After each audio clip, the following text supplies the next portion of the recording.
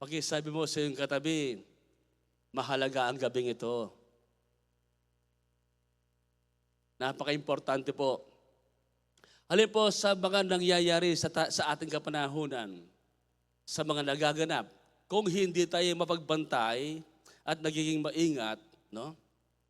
Maaari mapalayo tayo doon sa pinakalayunin ng Diyos sa buhay natin. Maaari tayong ma-off track, no? Mawala sa landas. Delikado po sa mga driver, kung minsan pag ako'y nagdadrive, kung minsan inaantok ako. Pagpagod na ako at medyo inaantok, parang bumabagal yung takbo ng sasakyan. At hindi lang yun, kung minsan gumaganon ako, lumilibis pala ako ng landas. Buti po, hindi ako na-aksidente kasi hindi pa tapos ang Lord sa akin. Pero delikado, na ikaw ay ma-off track, mawala sa yung landas. There is a danger in losing your track. Yung direction mo, yung landas po natin. Maaaring masaktan mo yung sarili, masira mo sa sasakyan mo, o makasira ka, o makapanakit ka, at ang nakakatakot, baka tayo makapatay pa. Ito po yung true story, yan po.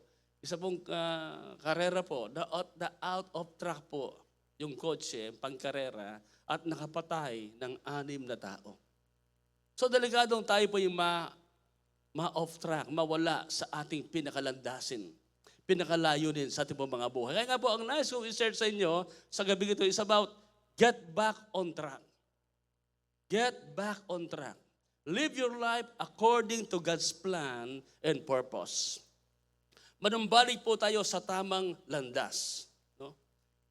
Sapagat kung hindi tayo maingat at hindi natin pinipili yung layunin at plano ng Diyos sa buhay natin, ating makikita ang ating mga sarili na napapalayo na pala tayo at tayo'y nasasadlak sa buhay na hindi natin ginusto at pinlano. Ang tanong ko, yung bang buhay natin ngayon, yan ba yung talagang gusto natin? Yung nangyayari ngayon sa buhay natin, yan ba yung pinlano natin sa buhay natin? At yan ba yung naayon sa plano ng Diyos, layunin ng Diyos sa buhay natin? Pero sa akin po bilang driver, ang mahalaga mo, dapat marunong kang, kumisan, delikado ma-out of track ka, pero kailangan meron ka rin abilidad na bumalik sa yung lane, sa yung landasin, sa yung tinatahak na daan. No? At napakahalaga, mga magulang kong kapatid, bawat isa sa atin. Kumisan, hindi din namamalayan, wala ka na pala sa purpose. Ha? Hindi na pala naka-align ang ating mga desisyon, ang ating mga buhay, ang ating mga ginagawa sa kalooban ng Panginoon. Kaya kung minsan meron tayong mga question, bakit nangyayari ito? Now, may kinalaman kaya ang Diyos sa nangyayari sa atin o kagagawa natin? Kung minsan, tanong ko po yan eh. Baka kung minsan yung mga nangyayari sa atin, mga maling desisyon natin. No?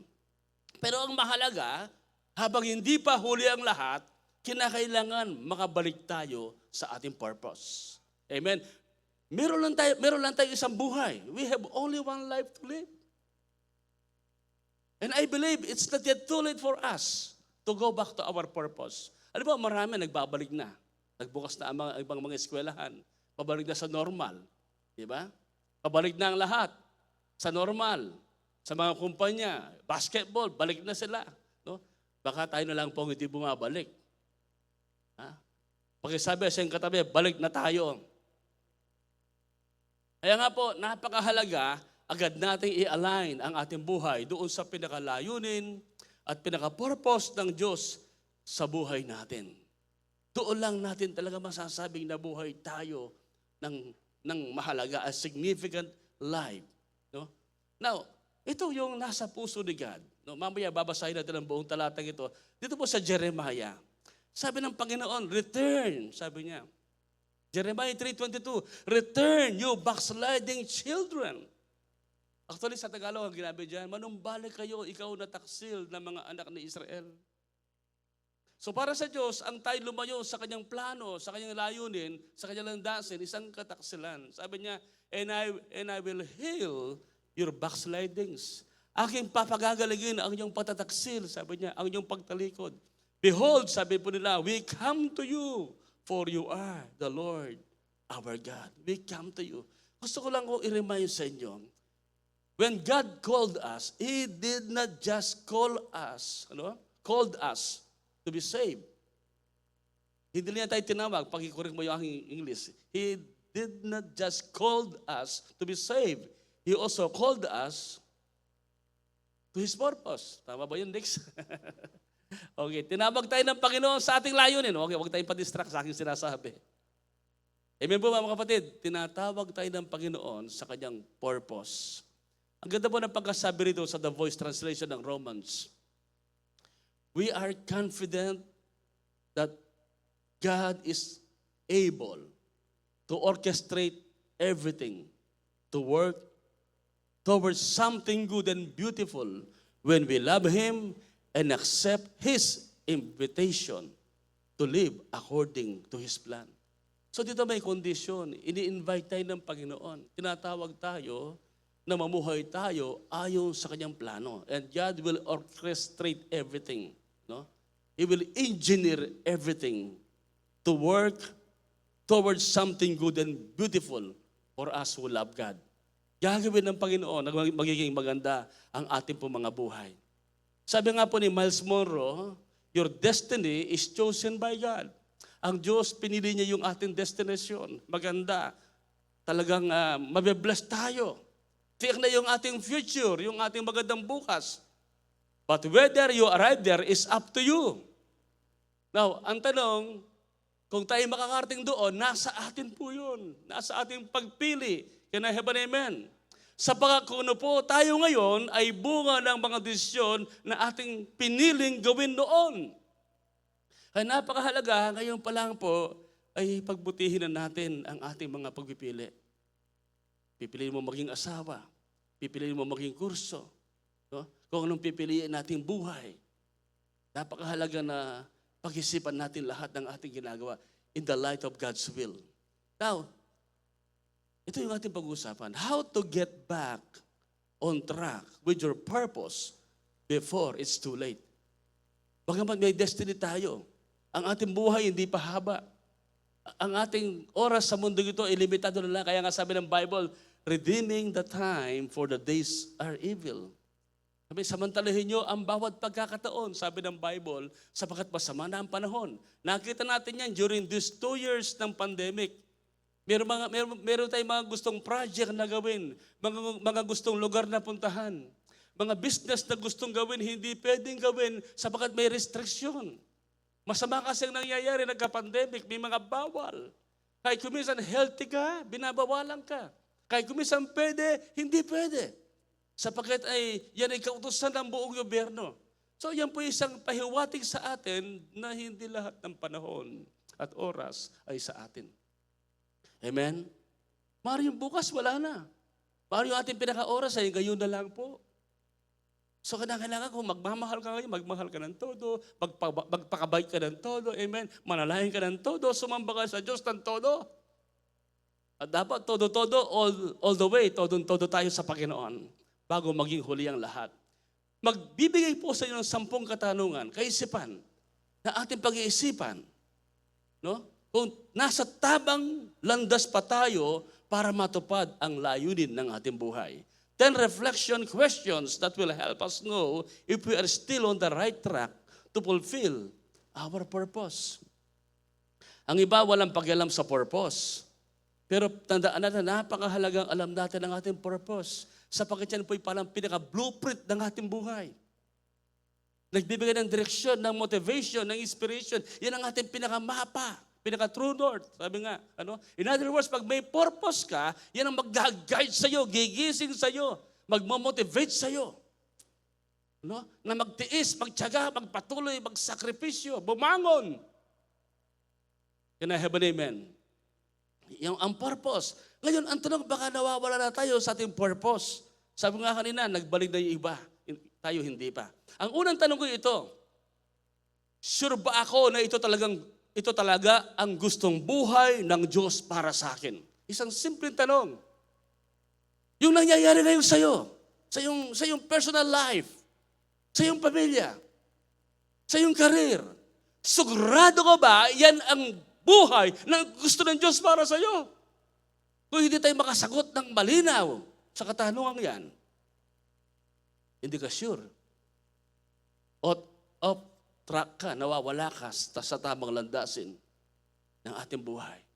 Ang iba, pinababayaan na lang, kesera-sera na lang, bahala na lang, tinitiis na lang, ganyan talaga. Kahit alam nilang hindi ito yung buhay na kanilang pinangarap, pero parang tinatanggap na lang. So, kinakailangan tayong pumalag, mga kapatid, amen? Kailangan tayong bagay. Ako minsan, maaaring hindi kayo, maaaring may ang anak mo. Pag nakikita mo, hindi ito yung anak na pinaplano ko hindi ito yung buhay na pinaplano ko sa anak ko. Maaaring sa mga disciple natin, sa mga member natin sa church, sa mga leaders natin. Hindi mo ko minsan kasi, kahit nakikinig iba, hindi naman nakakarinig. Kahit nakatingin, walang nakakakita, walang nakikita. Ang pananayan ko po, yung aking pinapangaral na salita ng Diyos ngayon ay ating naririnig upang tayo magkaroon ng direction at ng tamang desisyon sa ating pong mga buhay. Pangalawa, nakatanungan, alam ko na ba ang dahilan bakit ako pinanganak sa mundong ito? So, pag alam mo yung dahilan ng iyong pagkapanganak, powerful ang life mo. Amen? Hindi ka madaling sumuko. Hindi ka madaling matisod at mapikon sa buhay. At hindi ka madaling bibigay sa buhay na parang walang kwenta. Hindi ka bibigay sa masamang bisyo, sa tawag ng kasalanan. Kasi alam mo na ang dahilan, ang purpose, bakit tayo pinanganak. Ako nasasabi ko, kahit pagod na ako minsan, kaya parang talagang kinakabahan ako mag-preach. Ang aking sinasabi, I was born for this. Pinanganak ako dahil dito, sabi ko.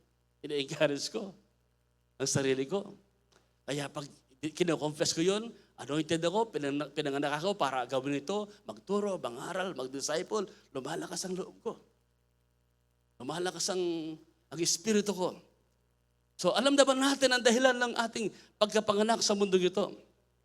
Sabi nga po ni Mark Twain, the most important days in your life are the days you are born and the day you find out why. Ang dalawa daw pong pinaka-importanteng araw ng buhay natin, yung araw na ikaw ay pinanganak. At yung araw na na-discover mo, bakit ka pinanganak. Lahat po ng alam na ang dahilan ng kanilang pagkapanganak. Hallelujah. Sumigaw ng hallelujah sa kanilang mga puso. Paano sisigaw? O sumigaw ng hallelujah na may boses, hallelujah! Praise God. So ibig sabihin niyan, pag alam mo ang dahilan ng iyong pagkapanganak, ibang klase ka. Hindi ka ordinaryo. Amen? Hindi ka bibigay. Pangatlo, do I know what I want to achieve? Alam ko ba yung gusto ko maabot? O ano ba talaga, kuya? Hindi tayo sure. Mag-isa prayer, diba? Tanungin ka ni Lord ngayon, anak, ano ba ang gusto mong gawin ko para sa'yo? Lord, tinatanong mo ba ako, Lord? Sandali po, Lord, titignan ko po sa dictionary. Dapat alam mo na. Halimbawa, pag susulatin ko po kayo ng 10 pangarap, goals, alam ba natin ang ating isusulat? O sa asawa pa, simplehan natin. Sa asawa na lang natin. Ano ba yung 10 pangako na 3 bagay na gusto mong gawin mo sa asawa mo this year? 3 na lang. Ano gusto mong gawin sa kanya? Para mapasya siya lalo. Magsulot nga kayo sa inyong isip. Maglalaba ba ako? Do I know what I want? Ano po? Pag hindi mo alam, when your life is not specific, it is not powerful. Life becomes specific when it is it becomes dynamic when it is specific. Pag alam mo, nagiging makapangyarihan ang buhay. Alam mo yung nasa puso mo, no? Alam mo yung gusto mo. Kaya nga po ito yung pang-apat in line dyan. Do I have a burning desire in my heart to fulfill my purpose? Lord, ito yung gusto kong mangyari. Oh, hallelujah. Magpipray ka Amen?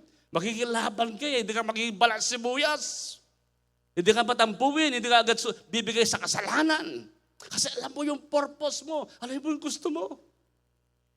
Pero pag madala ka bibigay sa bisyo, sa kasalanan, wala kang disiplina, hindi mo alam ang purpose mo. Lahat po nang nandiyan pa sa online, magsabi ng amen. O sige nga po, ano ba yung burning desire mo ngayon? Godly ba yan? Maka-Diyos ba yan?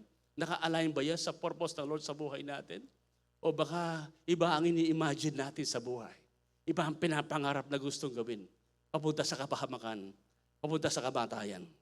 Panglima, are the things I am presently doing connected to my purpose and destiny? Yung bang mga kasalukuyan kong ginagawa ngayon, konektado ba yan sa aking layunin at destinasyon? Check natin yan. Sa araw-araw, ano ang ginagawa ko? Ano yung mga game plan ko? Ano yung ginagawa ko na magdadala sa aking pangarap? O puro lang tayo pangarap, walang aksyon. Kaya marami, hindi successful. Marami miserable ang buhay, may mga regrets. Bakit? Napag-iwanan sila ng pagkakataon at ng panahon.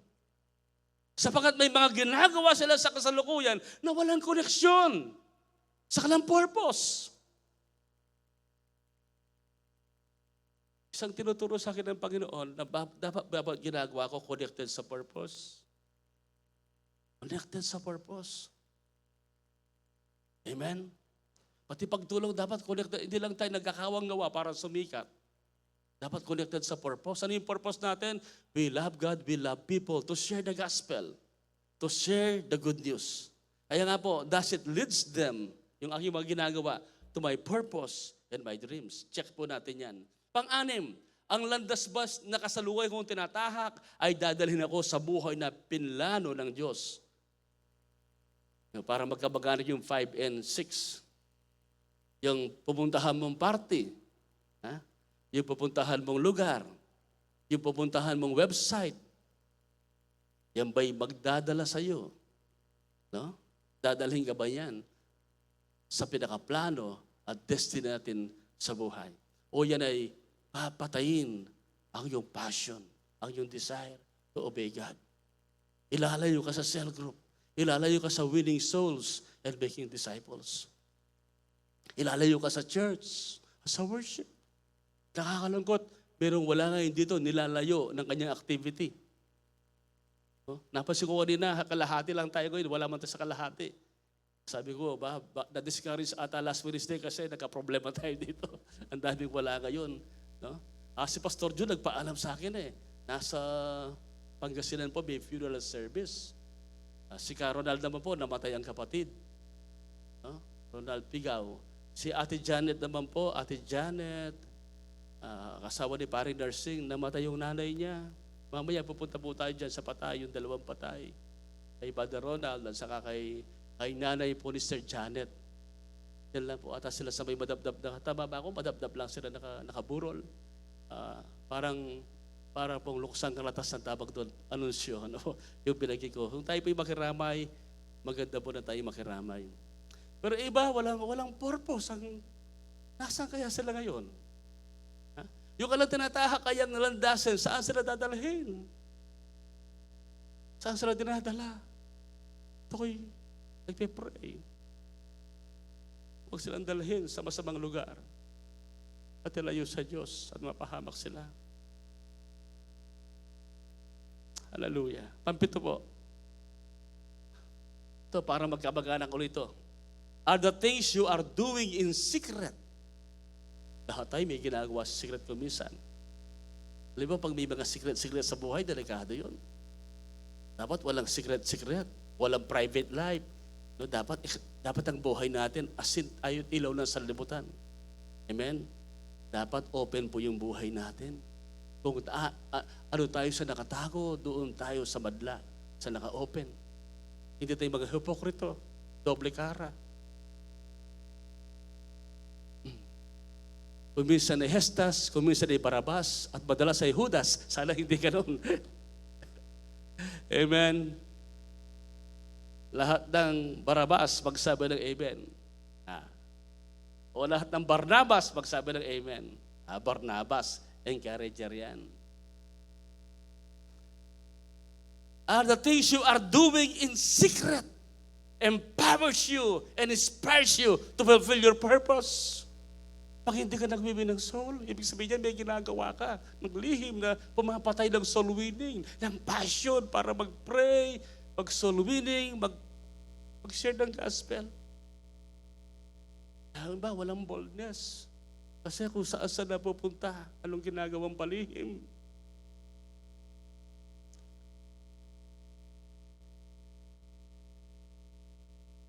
Hindi magtatagal ang buhay natin pag ganoon.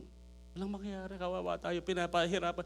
Alam mo, hindi ka taga roon eh. Hindi ka doon sa lihim, sa dilim. Hindi ka doon sa kasulok-sulukan, lumabas ka riyan. Diyan ka sa liwanag. Tagaliwanag tayo, tagakaharian tayo ng Diyos. Amen?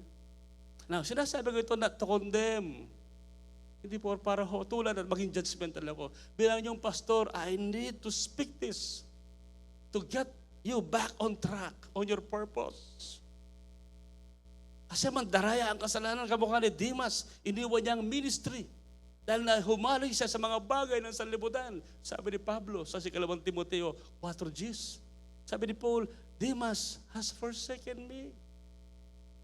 Iniwan ako ni Demas, sabi niya, sapagat na humaloy siya sa mga bagay ng sanlibutan. Ang backsliding, hindi biglaan yan eh. Ang pagtalikod sa purpose mo, hindi biglaan yan. Unti-unti yan. Unti-unti, nandiyan ka pa, pero unti-unti nagre-reklamo ka na sa cell group, sa process, di ba?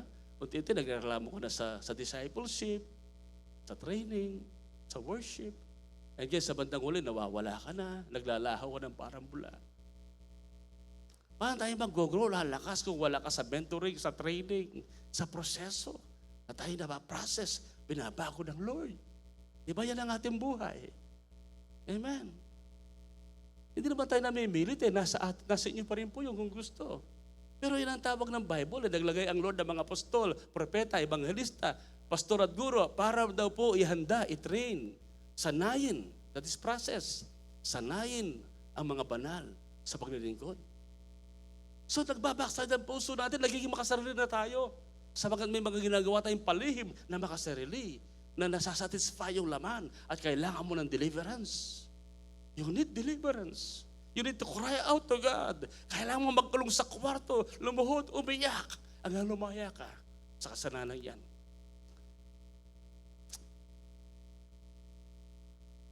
Magtatanong po ako, the books you read and the movies you watch, no? Are they motivating you, inspiring you to live your purpose? Yung bang the books you read and the movies you watch should motivate you. Diba, nanonood ka, dapat nagko-contribute yan. May pinapanood ka sa Netflix, dapat mag-inspire yan. Pag ang pinapanood, naging balak sa utak mo. Kapatid ko, patayin mo ang TV, huwag ka nang manood ng Netflix. Amen? Naging interesaan po ako sabagat ang diablo hindi natutulog eh. Binabantayan kayo. Pagkatapos ko mag-preach ngayon, titigil ako mag-preach. Pero Satan, inaabangan kayo. Nasa bahay pa kumisan. O ito panoorin mo, sabi niya. Matutulog ako, pero si Satan hindi natutulog. Binabantayan tayo. Magpapahinga ako, pero ang kaaway hindi nagpapahinga. Naunawaan niyo ka mga kapatid? The devil, the enemy, is like a roaring lion, seeking whom he may devour. Kaya ngayon, kakargahan ko kayo ng salita ng Diyos para may panlaban. Uy, ito yung sinasabi ni Pastor.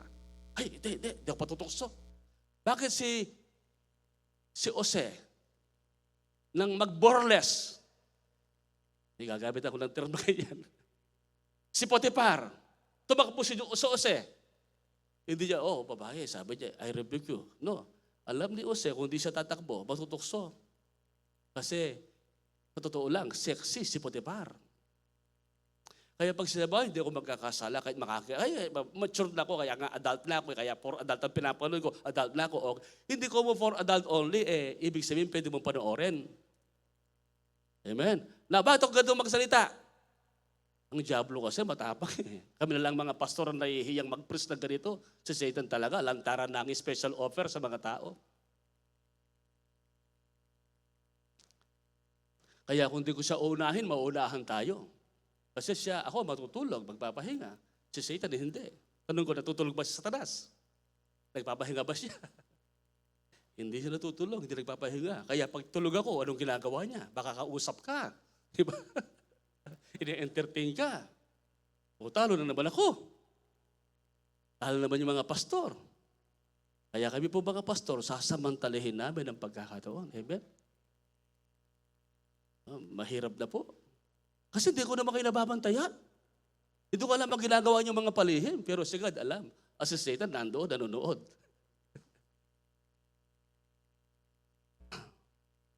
Kaya pag hindi tayo minomotivate, kapatid, maawa ka sa sarili, maawa ka sa kaluluwa mo.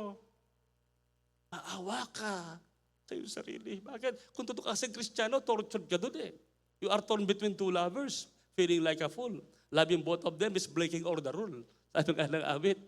Hindi mo pwedeng mahalin ang sanlibutan ang gawa ng kadiliman at pagkatapos paawit-awit ka, papataas-taas ka ng kamay, papraise-praise the Lord ka. Oh, no. You are a Pharisee, hypocrite. Di pwede. Amen? Kailangan kung sa Diyos ka, sa Diyos tayo. So bantayan natin yung ating mga pinapanood, pinapakinggan, binabasa. Ang tanong ko, ito yung statement, babasahin ko. Hindi ito galing sa akin. Naalala ko, kay John Maxwell ata ito, sabi niya, the secret to your success is hidden in your daily routine. Si Mike Mordocata nagsabi nito.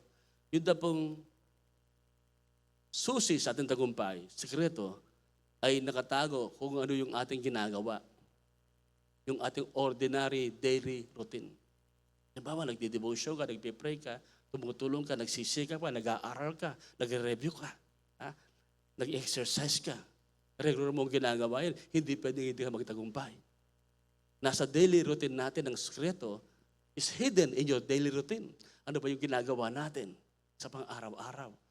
Dapat hindi lang Sunday tayo nagwo-worship. Dapat everyday yung ating mga daily routine na ginagawa. Nandun palagi yung pagiging maka-Diyos. Ginagawa yung purpose natin. Pag hindi ganun, wala ka na sa purpose. Kaya wala kang soul winning. At nagiging mareklamo na tayo sa gawain ng Panginoon. At nalilate na rin. At okay lang kung malate. At okay lang na hindi ka nakapag-attend ng Sunday. Okay na lang yun. So, delikado. Pangwalo na po tayo. Have you been distracted from your purpose? Ikaw ba ay nawala na, na-distract ka na, nawala ka? Yung bang parang may kumuha ng yung ibang atensyon at nawala ka na doon sa pinakalayunin mo. Marami ganyan. They have been distracted kasi natisod sa kapwa. Kasi napasukan ng ibang espiritu ng lamig. Anong nangyari? What happened? Tingnan natin. What disrupted you that took off your purpose? Nawala tayo sa course ng buhay natin, sa purpose natin. Ano ba ang nangyari? Pag-siyam, are you satisfied with the kind of life you are living right now? Natutuwa na ba tayo? Masaya na ba tayo? Now, you can answer this question with honesty by yourself. Sa inyo sarili sasagutin niyo ito. Bakit po? Because without being honest, without answering this question honestly, you will be the same old person. Mananatili tayong hindi nagbago kung hindi tayo honest.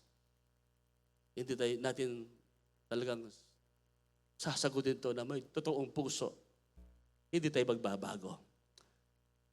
Ito ang challenge. Every year, we should set our mind and heart to be better than last year. Amen? Set our heart and mind to be better. Hindi lang kami pace. Ibig sabihin talagang pagbubutihin natin yung pagsunod, yung purpose. Kung nag-o-obey ka noon kay God, 50%, ngayon 75% na, 99%, 100% na. You are becoming better each year. Nadidevelop tayo. Hindi tayo patras, hindi pa backslide, kundi tayo pasulong ng pasulong, paganda ng paganda sa ating relasyon sa Panginoon. Kaya ang challenge ko, do something bigger than we did than last year. Do something bigger. Kasi yan ang purpose mo eh. We are being changed from glory to glory. In other words, pa-upgrade ng pa-upgrade. Ang buhay natin, yung better version ng buhay natin, lumilitaw. Gumaganda yung buhay natin. So do something bigger than you did last year. Ano ba yung natin mong ginawa? Baka wala. Ngayon tayo ginagawang better and bigger than last year. Nag-backslide tayo. Nawala sa purpose. Dati may cell group, wala ka ng cell group. Diba? Yun level mo na mag-handle ng cell group. Ang dami nating oras sa mundo. Kahit once a week lang, 1 oras, 2 oras. We have 24 hours a day. Huwag mo na yun paglilingkod mo sa Panginoon. Purpose natin to glorify God, to please God. We exist to please God, to honor God, to glorify God. Amen? Kaya nga po, ang challenge ko, let us do more than we did last year. Let us always try to do something that will leave an eternal mark than we did last year. Yung mag-iiwan ng walang hanggang marka yung ating gagawin ngayon. Nahihigitan natin yung ginawa last year. Nasa February pa lang naman po tayo. Balik tayo sa purpose natin. Yung bang pagdakaw sa bawang isang tao, nababago ang buhay. Nai-love sa Diyos. Amen? A lot of people are just doing the same thing and won't change their course, their track. No? Hindi sila magbabago. Ako, wala akong magagawa doon, kundi panalangin. Pero marami ayaw talagang magbago ng landas sa buhay. Matigas ang puso, matigas ang ulo. Pang-sampu po, do I have the power to fulfill my purpose and destiny? Mga kapatid ko, at the end of the day, no, sabi nga, Diyos pa rin ang tutulong sa atin. Ang ating abilidad kulang. Isang nagpasimula na magandang gawa sa buhay natin, gaganapin dito. Sabi nga sa Zechariah 4:6, not by might, nor by power, but by my Spirit, says the Lord. The Holy Spirit. We need the Holy Spirit to fulfill our purpose. Now, how to get back on track with our purpose? Tawagin ko yung mga musician natin, aawitin natin yung I love you. Una, return to God. Return to God. Pag hindi mo priority ang Diyos, hindi mo rin priority ang kanyang purpose. Hindi mo rin priority ang kanyang kalooban. Sabi niyo, return to God. Manumbalik sa Diyos. Pangalawa, turn away from worthless living. Tumalikod tayo sa walang kwentang pamumuhay. Pag ang ginagawa natin, hindi ng purpose ni God sa buhay natin, hindi ng kanyang plano, walang kwenta ang buhay natin. Maging successful ka man, your success is a wrong success. Bakit? Wala ka sa purpose. Kamukha ka lang ng taong yung mayamang hangal, naaani siya ng maraming ani. Ngayon, sabi niya, mayaman na ako, sabi niya. Ang dami kong aanihin. Kumita yung aking business. Ipapagiba ko yung aking bangan at magpapatayo ko ng mas malaking bangan. And then sasabihin ko sa aking sarili o kaluluwa, uminigit magsaya sapagkat mayabang ka na. Wrong success. Bakit? Ano sabi ni God? Hangal sa gabi niya, sa gabi ito, kukunin ang iyong kaluluwa. Sino ang makikinabang ng iyong mga pinaghirapan ng kayamanan yan? Wrong success. Nakalimutan ng Diyos. Nakalimutan ng kapwa. Our purpose is loving God, loving people. So we need to be healed from our backsliding. Dapat tayong gumaling sa ating kataksilan. Basahin ko lang po Jeremias chapter 3 verse 21 hanggang 23. Si Jeremias po'y nag-ministry sa panahon po na kung saan ang Israel at ang Uda ay nag-backslide. Sumama ng mga Diyos-Diyosan. At tinatawag sila para manumbalik sa Diyos. Tapos sabi niya, may naririnig na mga ingay sa taas ng bundok. Nag-iiyakan at nagmamakaawa ang mga mamamayan ng Israel dahil naging masama ang kanilang pamumuhay at kinalimutan nila ako, ang Panginoon na kanilang Diyos. Ganito, kayong mga naliligaw kong anak, manumbalik kayo sa akin at itutuwid ko ang iyong kataksilan. Sumagot sila, opo, lalapit po kami sa inyo dahil kayo ang Panginoon naming Diyos. Verse 23, talagang mali po ang pagsamba namin sa mga Diyos-Diyosan sa mga bundok. Sa inyo lamang ang kaligtasan ng Diyos, ng kaligtasan ng Israel, Panginoon naming Diyos. Tayo po lahat ay tumayo. Let us be healed from our backsliding. Get back on track. Balik tayo sa purpose natin. Loving God, loving people. Winning souls and making disciples. Mag-ingat kayo sa wrong success. Anong mapapala ng tao, makamtan man niya ang buong kayamanan ng sanlibutan. Mawala naman niya ang kanyang kaluluwa. Ano kanyang pwedeng ipalit para muling mabawi ang kanyang buhay. Let us love Jesus. Sa gabi ito, let us be healed. Let us return to God. Return to your purpose. Turn away from worthless living. Be healed. Be healed. Be healed of your backsliding. Jesus.